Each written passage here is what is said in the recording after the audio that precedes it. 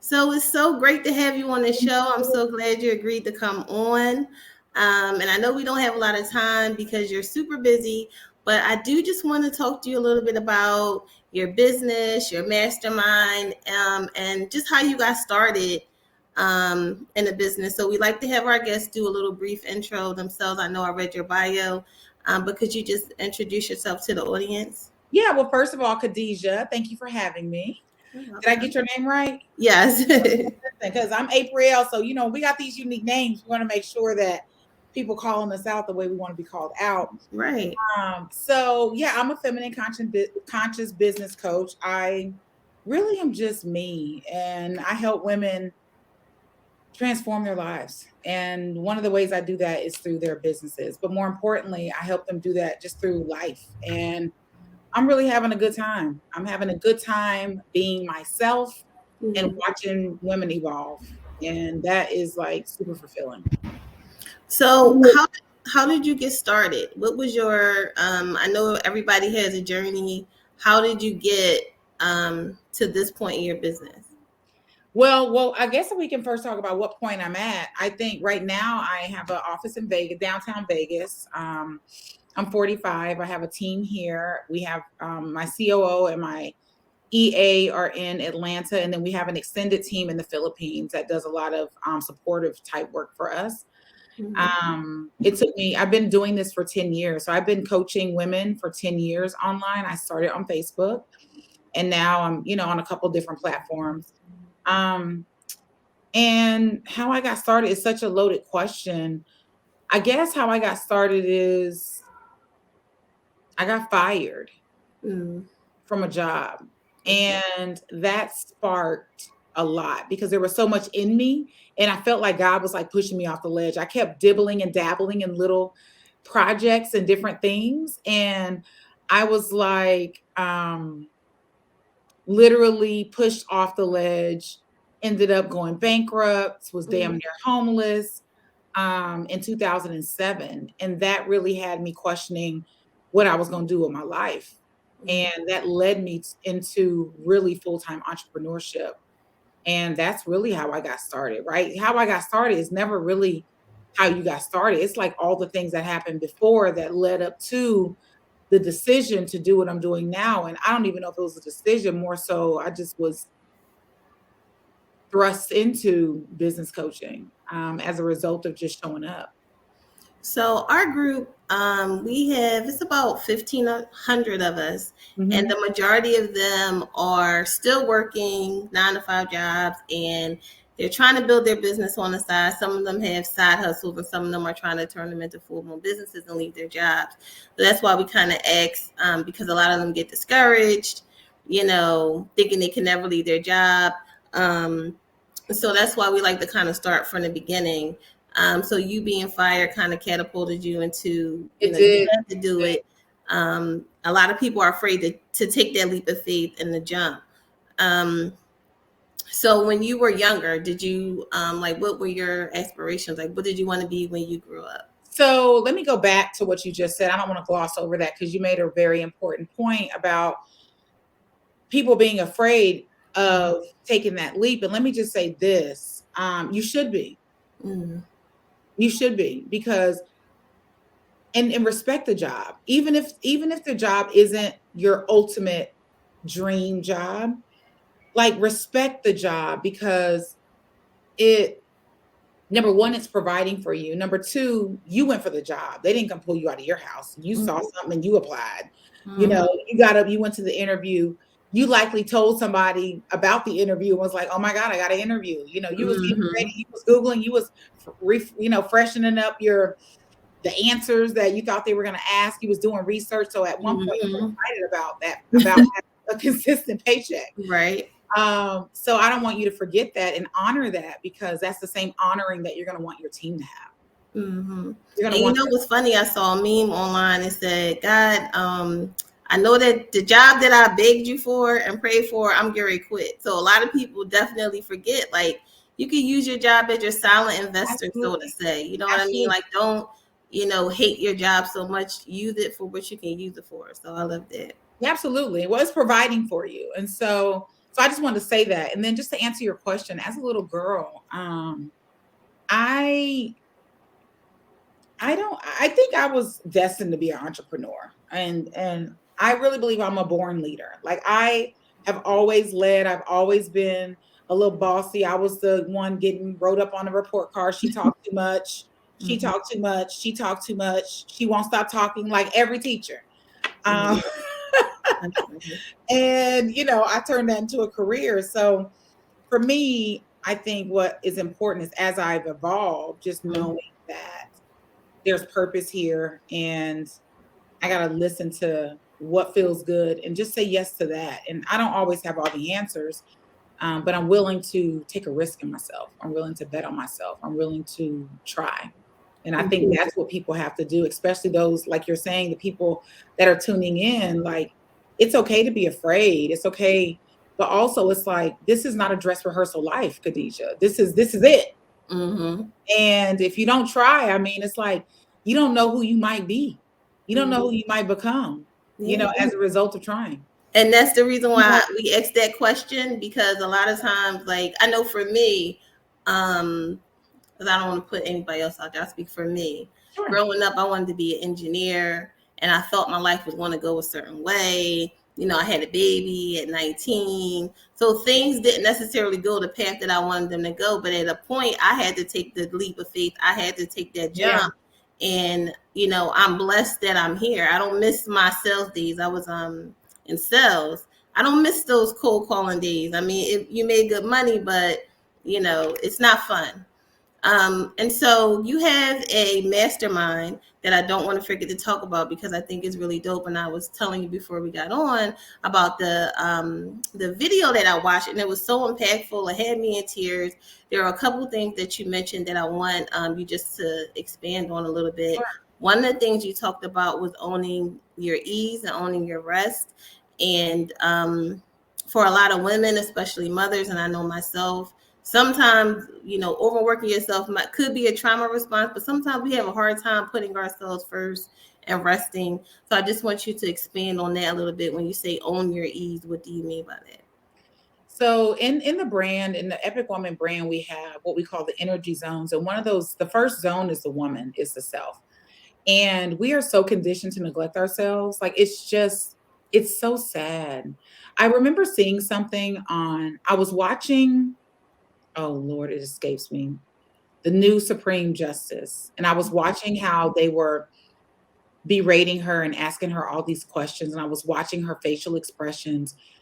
And I responded to it with the video. And I just said, I see that. And I'm just like, we're just used to it. We're just it's and it pained me to say those words.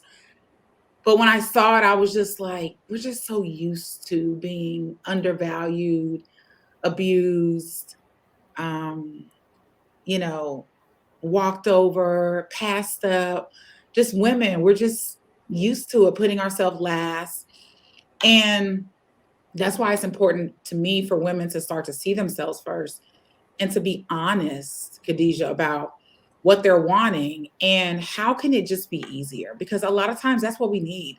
Mhm. Like this adulting, it's so overrated. I think people feel shame sometimes for having support. If you need a housekeeper or somebody to cook your food or somebody to wash your clothes or somebody to come wash your car at your house or whatever, it's like we need help. Yes. We need support. Yes. You can be a grown ass woman, 40 something, 50 something, 60 something, 30 something, 20 something. And we just need more support. And I think ask yourself as you're tuning into this, whatever it is that you're dealing with, how can it be easier? How Mhm. can it be easier? And just keep asking that question. How can it be easier?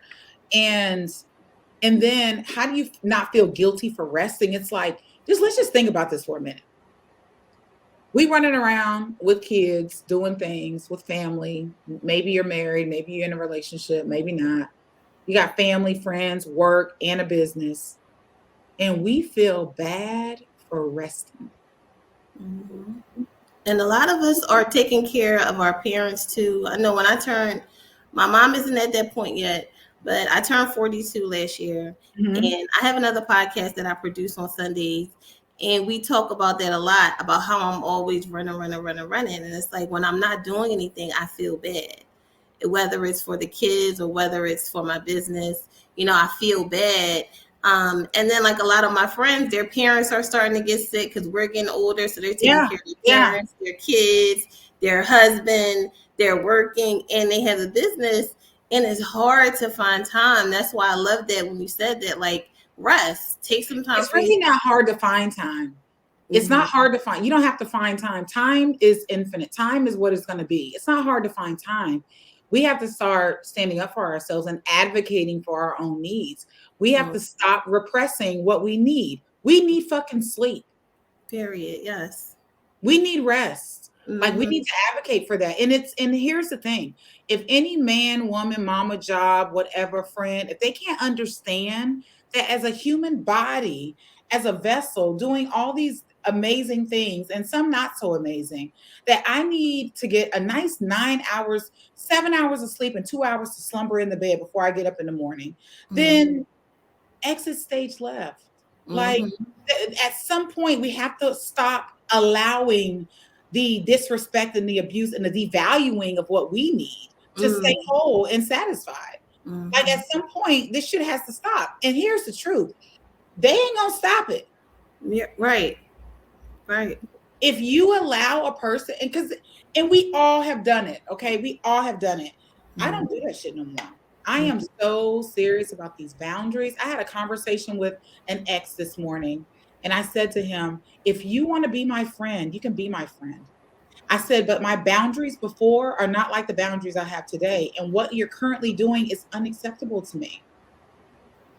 What was that, like, pinnacle moment or point when you said to yourself, like, I'm not doing this anymore. I'm putting these boundaries up. This is what has to happen. Like, what happened or what changed to make you do that? Or have you always been? I have had good boundaries for a very long time, probably Mm-hmm. since I was about 19, when I had an ulcer incident. And a doctor told me that I was internalizing my stress and it was making me sick.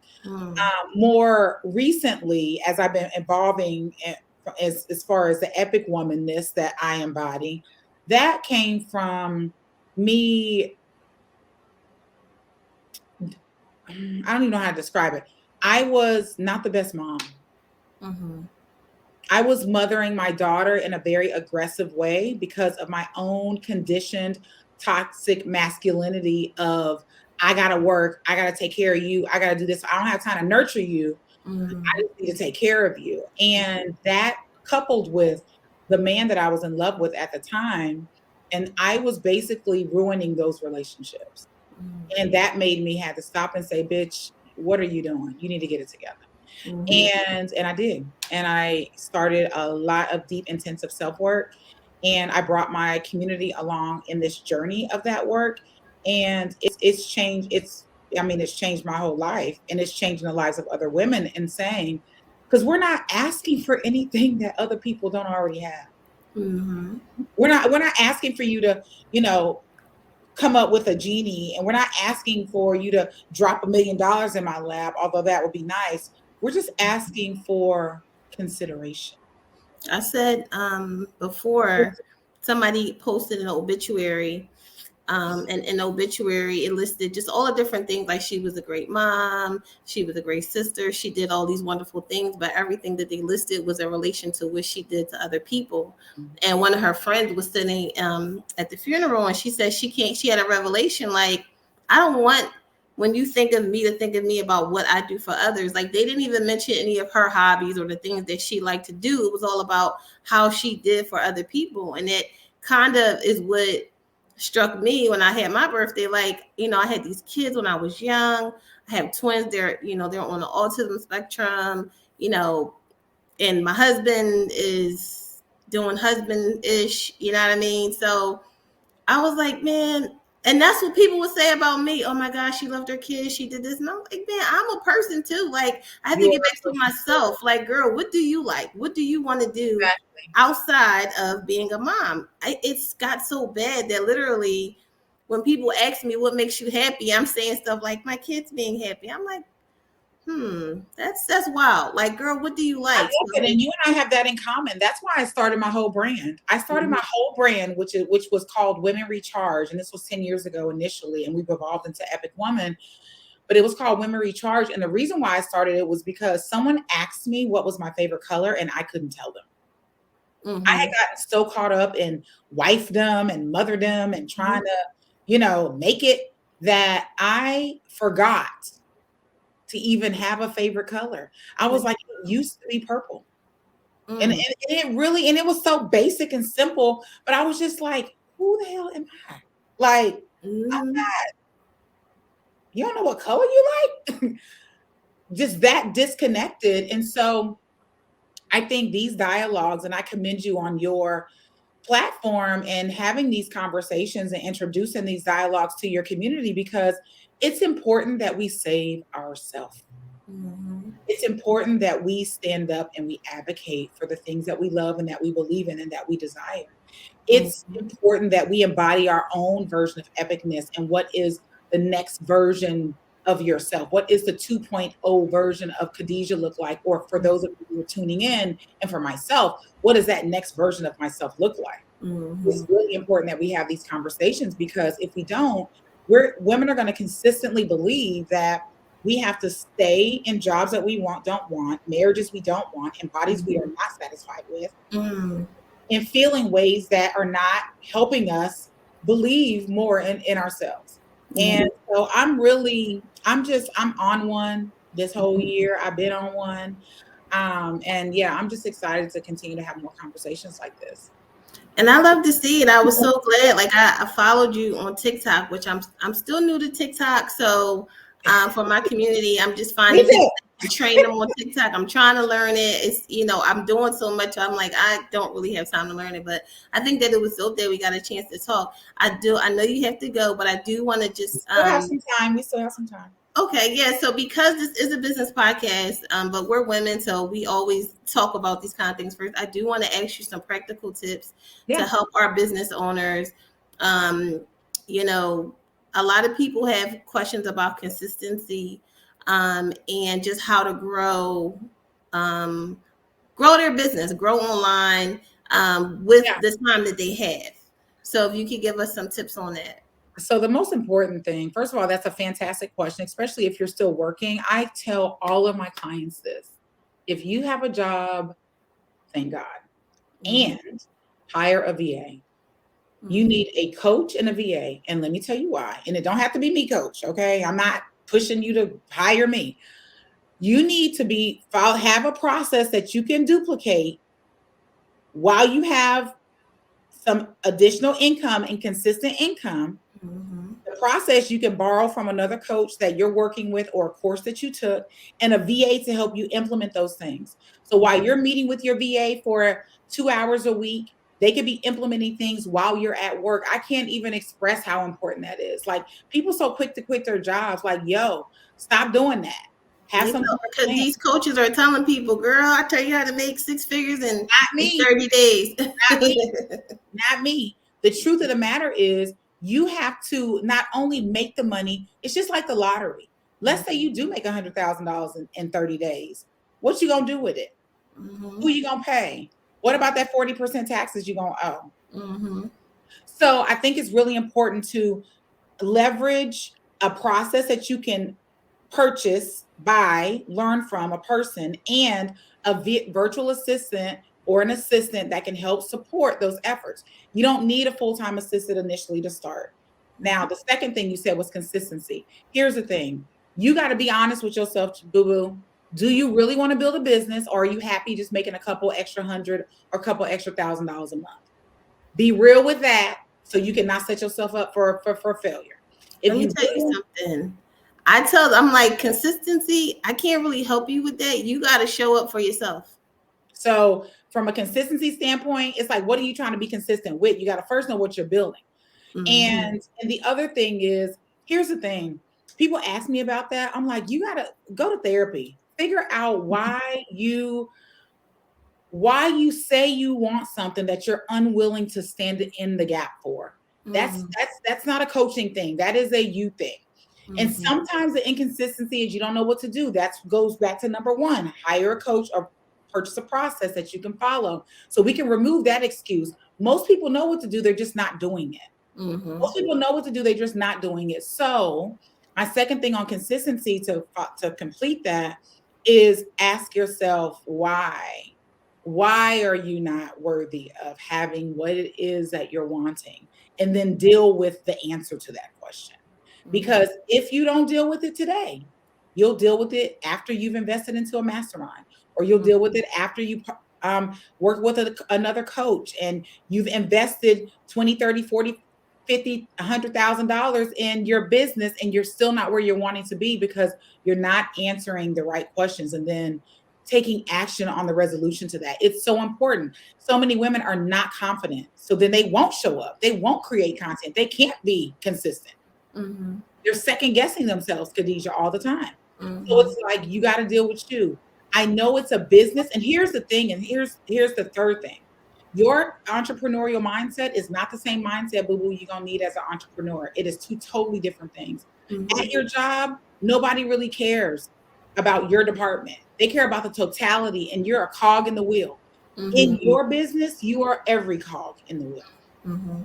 And you don't have the luxury of not showing up and still getting a check. You can half-ass your job and still get a check. Martha from HR is not going to call you until you barely did your job for about 6 months. In 6 days, your business is going to be knocking at your door. Where is our deposits? Because you got this payment due for this coaching program. You have a payment due for your website. You got a payment due for your marketing system, right? You got a payment due for your Facebook ad. So you really got to honor and be honest with what you're wanting to build. And you cannot be afraid to invest in yourself. The reason why, and I'm going to say this every single time, I've been investing in myself since I started this business. For the first 4 years, I didn't even pay myself. I put every dollar back into I was making hundreds of thousands of dollars. It took me 2.5 years to make my first $1 million, and I reinvested almost all that money back into the business. That's dope. Most of us haven't even made our first $1,000. So that's why I keep trying to bring heavy hitters on to show them. Let me just say this. A lot of the coaches that I see online have been exposed as being, I'm not going to say frauds, but they're giving out information that they haven't actually done. So you're projecting yourself to be one way and then you're not. And then a lot of people have been taking classes and they haven't feel like they got any value out of it. And these people are working and they haven't made that much money in their business and they've paid $5,000 for a coaching class.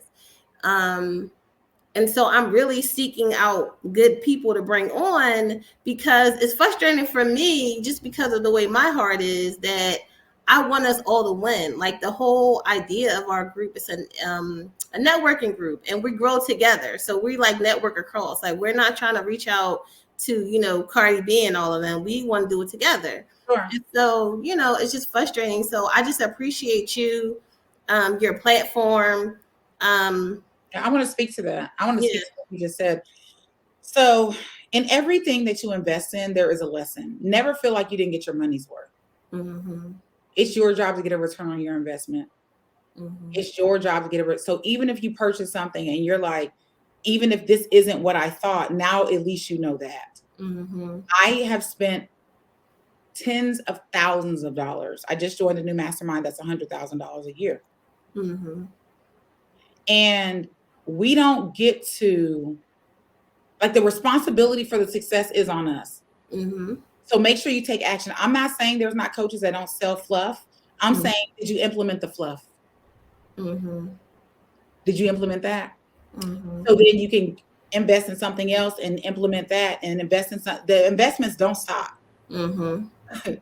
I mean, I'm sitting in my office downtown, in my office at 520 South 7th Street. Feel free to stop by Monday through Friday from 9 to 5.